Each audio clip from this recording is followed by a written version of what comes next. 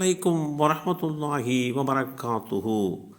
அனைத்து துறை சார்ந்த கல்வி ஞானத்திற்கும் அடித்தளமிட்ட இஸ்லாம்.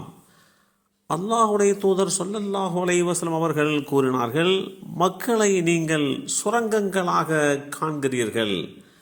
அவர்களில் அறியாமை காலத்தில் சிறந்தவர்களாக இருந்தவர்கள் இஸ்லாத்திற்கு வந்த பின்பும் சிறந்தவர்களாக இருப்பார்கள். இந்த செய்தி ஸஹீஹுல் புகாரியிலே 3493 என்ற எண்ணிலே பதிவு செய்யப்பட்டிருக்கிறது. மனிதன் பிறந்ததே அறிவாற்றலை வளர்த்து கொள்வதற்காகத்தான் என்று இஸ்லாம் மிக தெளிவாக அறிவுறுத்துகிறது.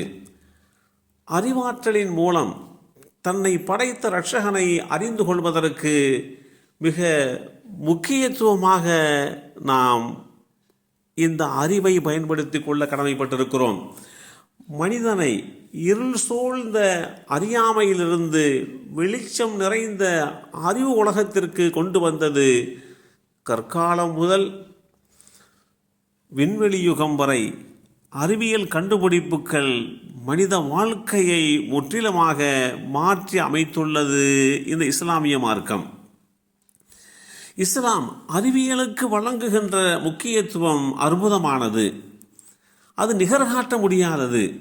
எனவேதான் நீ அறிய வேண்டும், படிக்க வேண்டும், ஓத வேண்டும் என்ற சொல் மூலமாகவே அல்லாஹ் அவற்றை வெளிப்படுத்திய முதல் உத்தரவு மனிதனை அறிவின் பாதையில் நிலைநிறுத்தியது. அறிவை தேடுவது ஒரு வழிபாடு என்று சொல்லலாம். அறிவை தேடுவது உண்மையை கண்டறிதல் என்று சொல்லலாம். அறிவை தேடுவது ஒரு கடமை என்று சொல்லலாம்.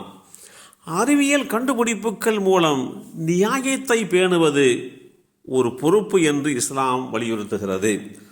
அறிவியல் என்பது பொருளை ஆராய்வது என்று சொல்லலாம். இஸ்லாம் என்பது அந்த பொருளின் அர்த்தத்தை உணர்த்துவது, ஒன்று வெளி உலகை வெளிச்சப்படுத்துகிறது, மற்றொன்று உள்ளம் ஒளிரச் செய்கிறது. அறிவியலின் ஒளி அது இல்லாமல் இஸ்லாமிய மார்க்கத்தின் நெறிமுறை முழுமையடையாது. இஸ்லாமிய மார்க்கத்தினுடைய நெறிமுறை இல்லாமல் கண்டுபிடிக்கப்படுகின்ற அறிவியலின் கண்டுபிடிப்புகள் மனித நலனுக்கு பதிலாக மனிதனுக்கு சிரமத்தை ஏற்படுத்தும். இப்படி அறிவியலின் வளர்ச்சியை பற்றி உண்டான சிந்தனைகள், அதன் மூலம் மனித வாழ்க்கை அடைந்த நன்மைகள் பற்றி இஸ்லாம் என்னவெல்லாம் பேசியது என்பதை நாம் கண்டறிய கடமைப்பட்டிருக்கிறோம். கிபி 8ஆம் நூற்றாண்டு முதல் 14ஆம் நூற்றாண்டு வரை இது மனித அறிவியலின் அடித்தளத்தை அமைத்த ஒரு சிறப்பான காலம் என்று அறியலாம். மிக முக்கியமான இஸ்லாமிய அறிவியல் சார் வல்லுநர்கள், கண்டுபிடிப்பாளர்கள் பற்றி உண்டான விவரங்களை நாம் ஆராய முற்படுகின்ற போது இஸ்லாமிய அறிவியலாளர்கள், அறிவியல் சார் வல்லுநர்கள் அவர்களுடைய பங்களிப்புகள் எப்படியெல்லாம் இந்த உலகத்திற்கு பயன்பெற்றது என்பதை பல்வேறு விதமான அறிவியல் ஆராய்ச்சியினுடைய அடித்தளத்தை அடிப்படையாக வைத்து அதற்கு காரணமாக இருந்தவர்கள், அதை கண்டுபிடித்தவர்கள் என்று பார்த்தால் ஒவ்வொரு கட்டத்திலேயும் ஒவ்வொரு துறையிலேயும் இஸ்லாம் சார்ந்த வல்லுநர்கள் தான் அதிலே ஈடுபட்டிருக்கிறார்கள், அதனுடைய துவக்கமாக செயல்பட்டிருக்கிறார்கள் என்பதை நாம் மிக தெளிவான முறையிலே அறிந்து கொள்ள முடிகின்றது.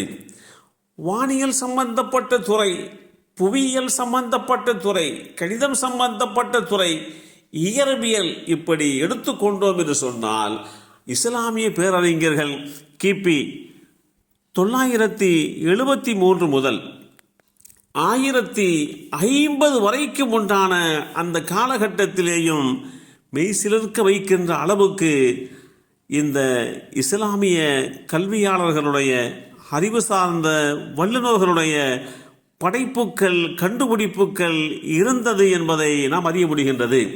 நரம்பு மண்டலம் சார்ந்த அறிவாற்றல், இதயம் சார்ந்த அறிவாற்றல், மற்றும் நோய்கள் பற்றி உண்டான விஞ்ஞான விளக்கங்களை இந்த உலகத்திற்கு அளித்த அந்த பெருமை இஸ்லாமியத்தை சார்ந்த அபு அலி ஹுசைன் இப்னு அப்துல்லா இப்னு சீனா என்று அறியப்பட்டிருக்கிறோம். மருத்துவம், தத்துவம், அறிவியல் சார்ந்த ஏனைய துறைகளிலேயுமே இவர்கள் சிறந்து விளங்கினார்கள்.